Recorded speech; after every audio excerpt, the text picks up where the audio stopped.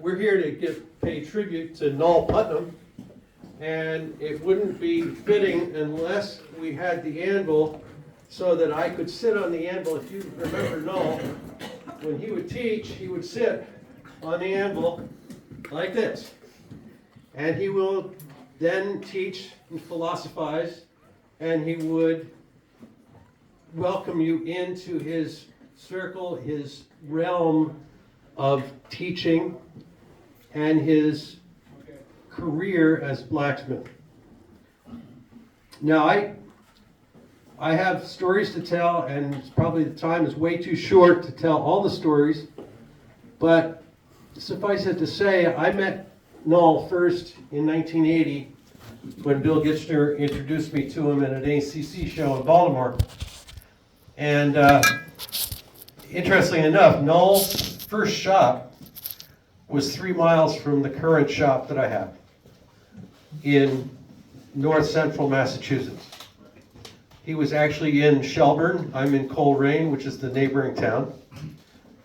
He was teaching up there. He was actually teaching at Mohawk Regional School.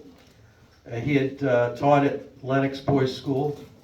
He went to Lenox Boys School. And the years going by, Null would say, hey, when I come up, can we go to the duck pond? Well, the duck pond is at the end of the road. It was a bar. And it had a pond. And subsequent years, 3 years ago, I sent him pictures because the property had sold, and it's now back to the duck pond. Instead of Strawberry Fields, it's Duck Pond, and it's an antique shop. So I had sent him pictures of that.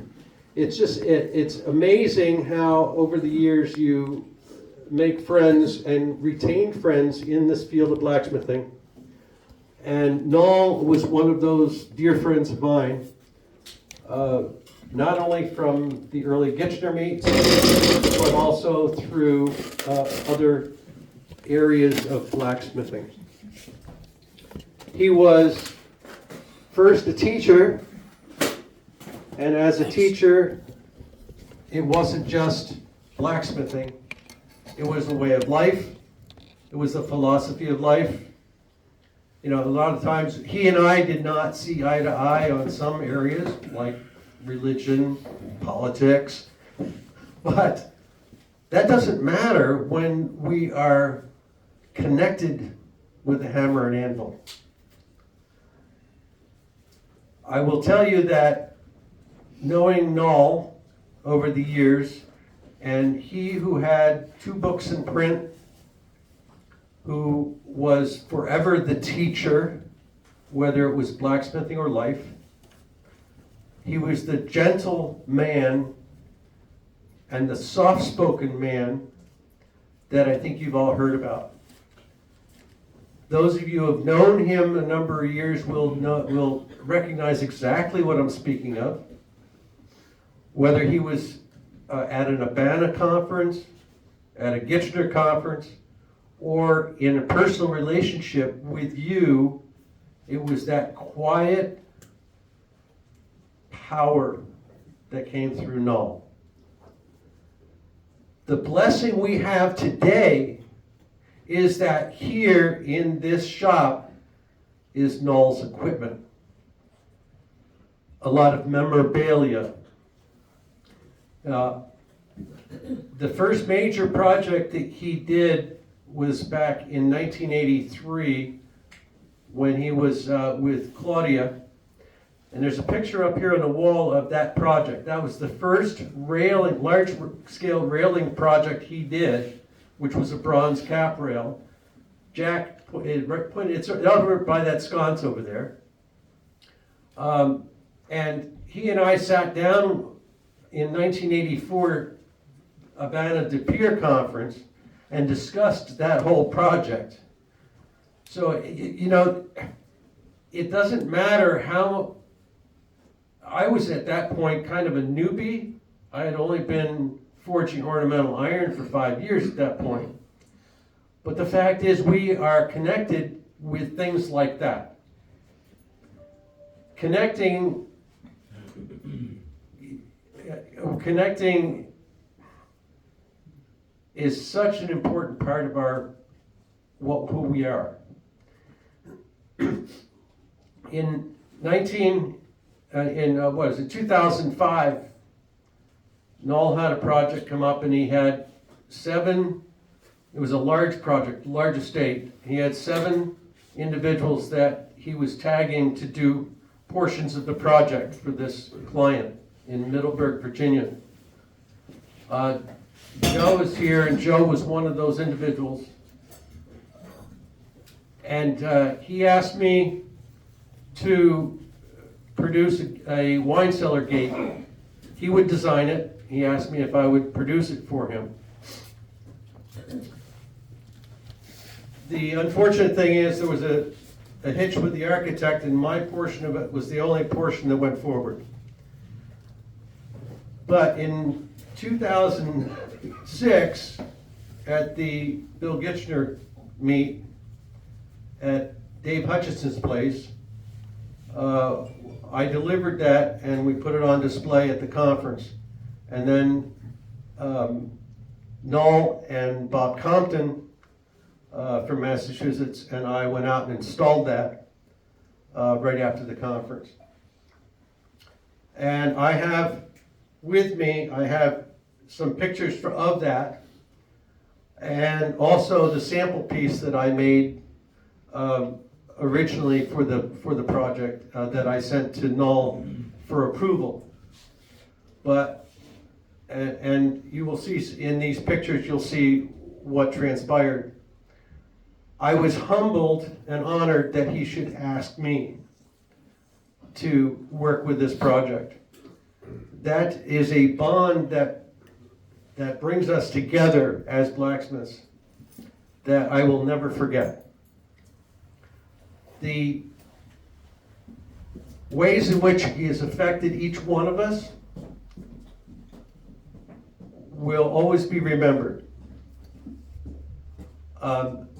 Jack Brubaker is here. I'm going to ask him to say a word or two about his interaction, because he started with Null previous to that. He said, I think, 1978. You want to speak, Jack? Come on up. Yeah, all right. Jack Brubaker is currently on the Abana board. I twisted his arm and he came back on the board. He was actually president in 1984.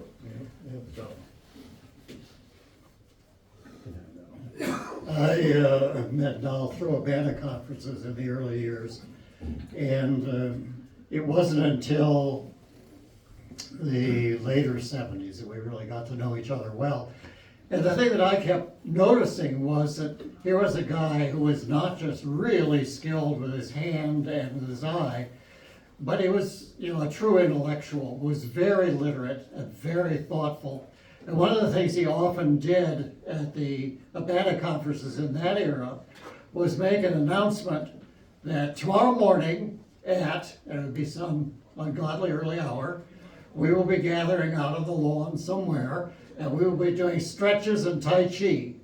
And he would lead these things, and he would talk about the kinds of things you have to do to take care of your body and stay an active smith as you progress. And I thought that was a nice broadening of his awareness of what people need.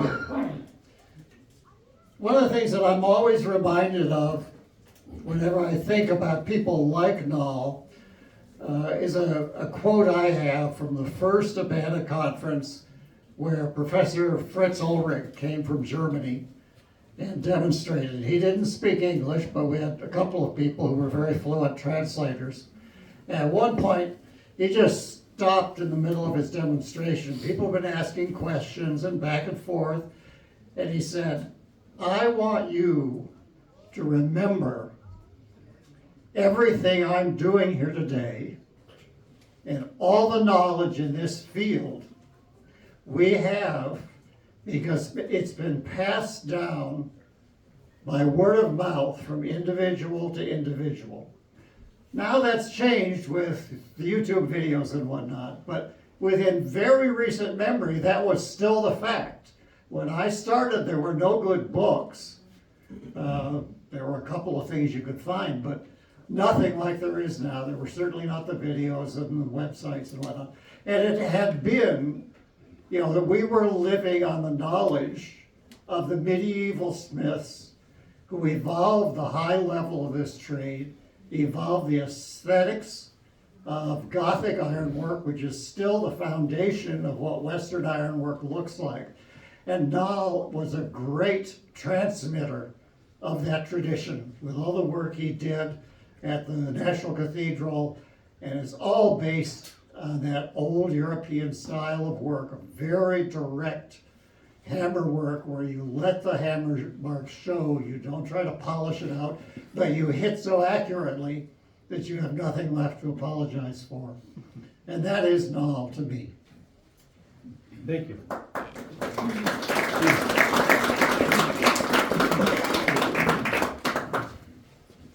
Joe, you want to come up? Well, I can get there.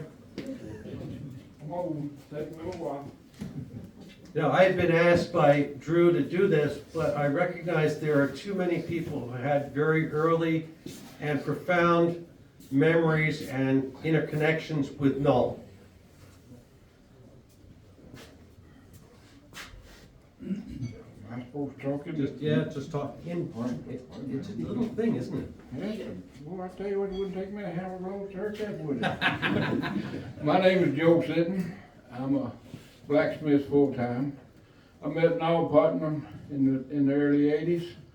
I was making some parts of stuff and all, and he said, I'd like to see your parts. And my shop was not too far from his shop. He was in the Plains, Virginia then, was there in the middle of town. So I said, I need to set up an appointment. He said, just drop by. So I dropped by one day with this stuff, and Noel's got this big fire going, and he's heating up some 2-inch or 3-inch stuff, doing some big project, and he's got a heat that's ready to be forged. This heat is right. He says, oh, you brought your stuff by. Good, we'll go in the office and we'll talk about this. He pulls that piece out of the fire. And I said, no, that piece is ready to be forged. We can't waste that heat. He said, young man, it's my shop, it's my heat, and it's my steel. We're going in the office and we're going to discuss what you're making. And that was Nol Putnam to the end. He was a great man, great teacher, wonderful teacher, but above all, he was a great human being. He could not only teach you blacksmithing, he could teach you the stages of life. And that is a bitter lesson that everyone should learn. If we had more people like him in the world, this country wouldn't be in as bad a shape as it is today. Thank you all. Thank you, Joe.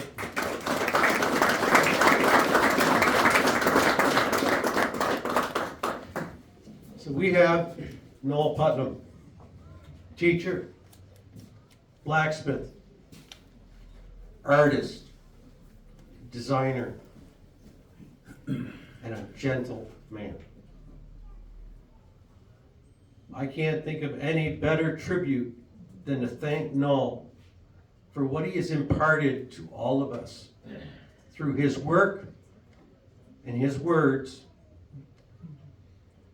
and his thoughtful maneuvering to pass on his shop to this place with Drew as a caretaker.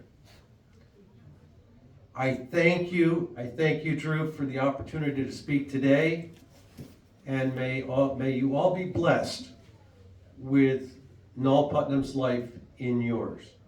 Thank you.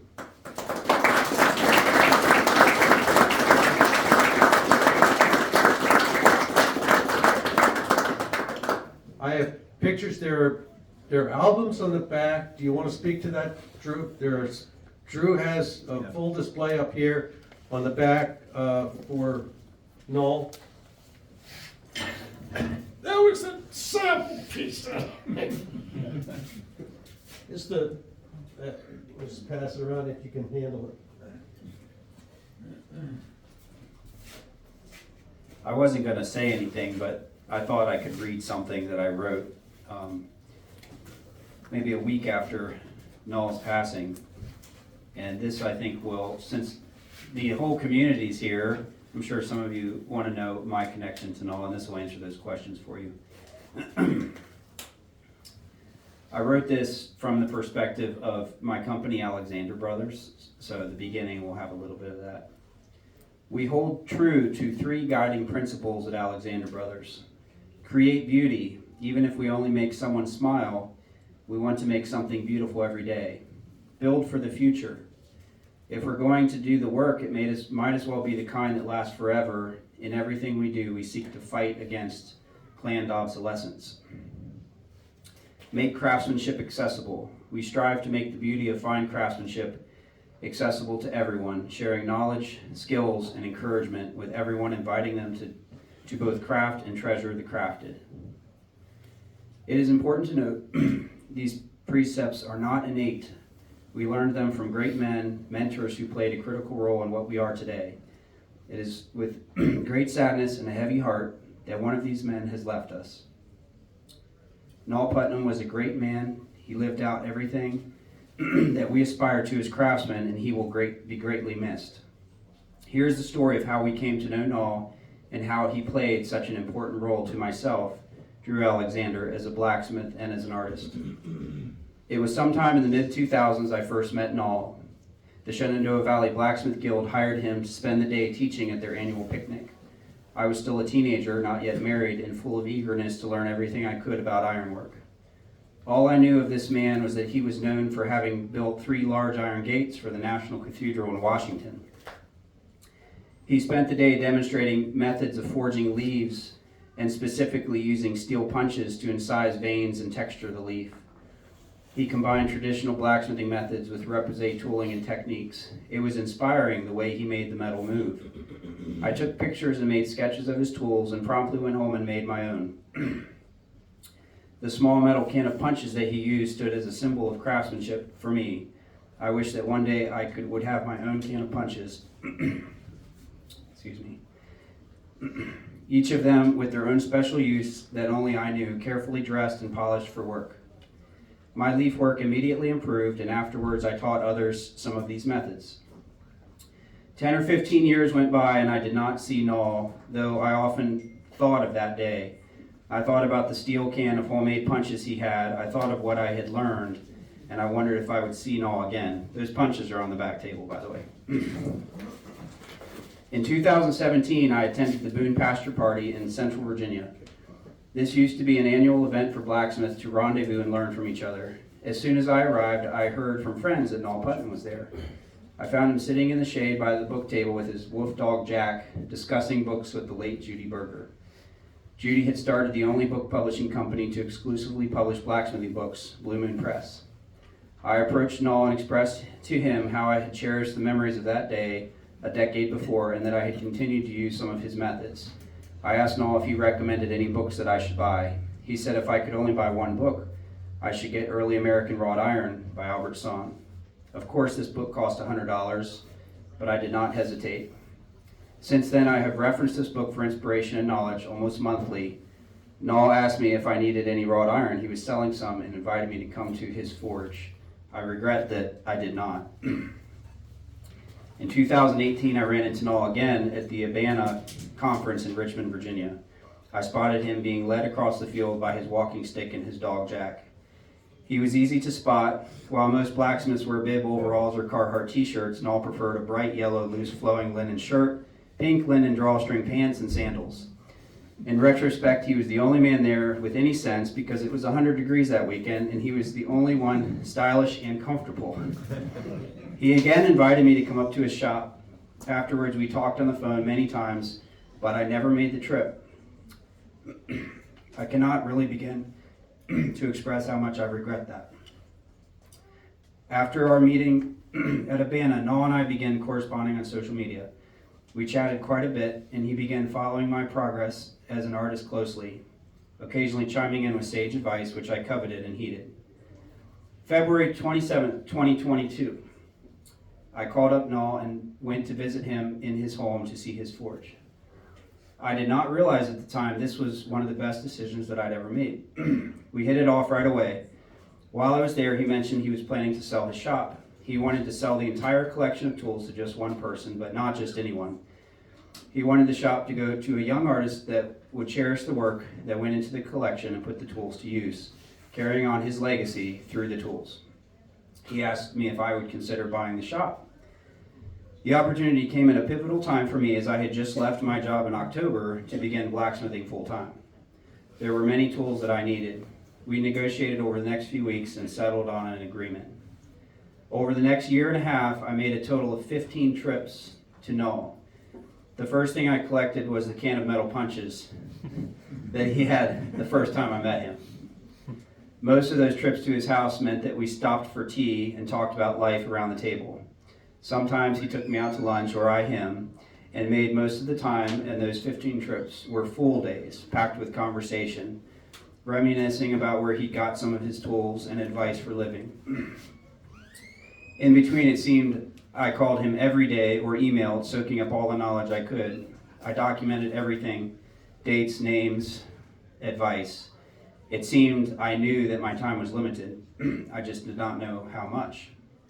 On one of those trips, I brought along a camera, and Null graciously sat for a 3-hour interview in which I grilled him on his life story and blacksmithing career. One of the added perks of buying Null's shop was that he entrusted to me all of his job files, many shop sketches, photographs, VHS tapes, and finished drawings. I soon realized that a great burden and honor was bestowed upon me to become curator of some of this legacy for the blacksmithing community. I did the interview to fill in some of the gaps should I ever decide to write a book one day, something Null was happy to bestow his blessing upon. In May, I celebrated with Null and his close friends his 89th birthday party. We held it at the new house he was building for his retirement. A week later, Null and I met at an old client of his to look at a potential job. The plan was for Null to design the job and mentor me as I built it. 10-foot high iron gates and glass doors for a church. I noted that Null was not himself that day. He was slightly disoriented. I'm glad I gave him a hug. It was the last time that I would ever see him. 3 days after he checked himself into the hospital, it started with pneumonia. He found out he had lung cancer, then his kidneys. A sober cloud of reality sunk into my heart that I would never see him again.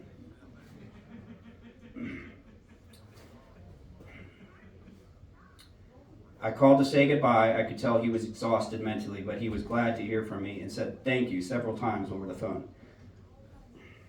Excuse me.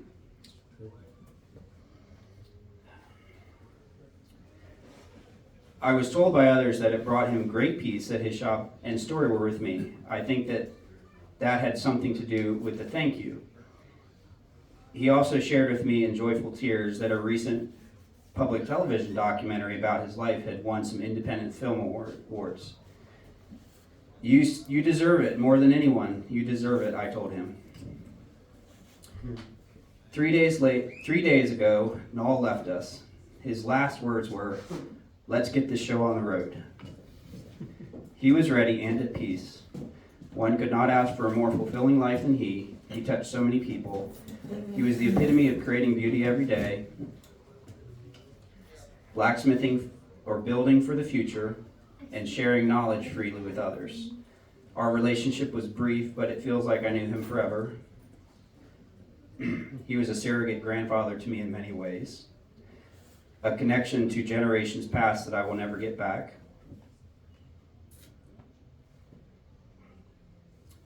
I loved him and I will miss him. Sitting proudly on my writing desk beneath the black and white photo of Null is a humble metal can of punches. That seed of inspiration in memorial. Goodbye, Null. May we meet again.